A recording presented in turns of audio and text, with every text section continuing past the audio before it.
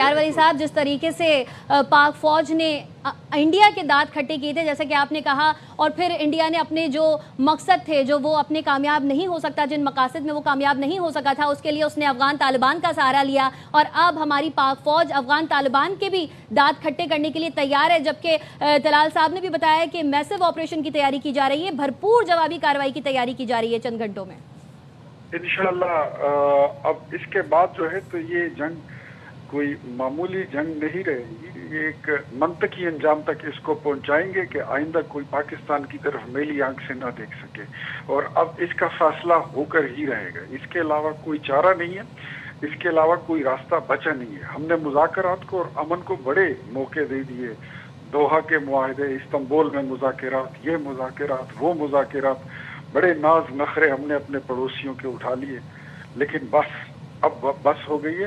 अब इसके आगे जो है तो मजीद जो है, अब जंग जो है तो वो लाजिम हो चुकी है, वाजिब हो चुकी है।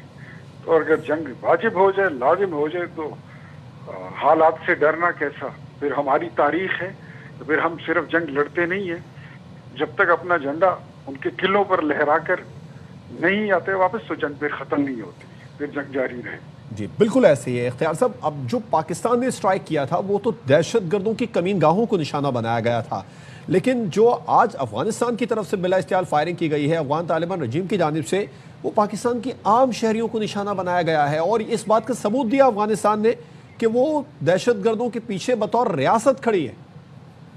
ये तो वैसे बज़ाहिर नाम इन्होंने तालिबान का रखा हुआ है, तालिबान के। अब मुझे बताइए, मासूम शहरियों पर, मासूम आवाम पर, मदरसों पर, मस्जिदों पर धमाके करना, खुदकश हमले करना, कौन सा मजहब इसकी इजाजत देता है? इस्लाम तो बहुत बड़ा अमन का मजहब है, और ये तो कहीं हिंदुइज्म में भी नहीं है, ये तो किसी भी मजहब में दुनिया में कहीं पे भी नहीं है जो अफगान तालिबान कर रहे हैं। ये इसकी तो कोई रिवाज, कोई मंतक, कोई दलील नहीं बनती। जो डॉलरों के एवज जो जंग लड़ते हैं, वो क्या जिहाद होगा? जिहाद तो यही है कि अब इनके खिलाफ हमें नबरेद आज़मा होना चाहिए।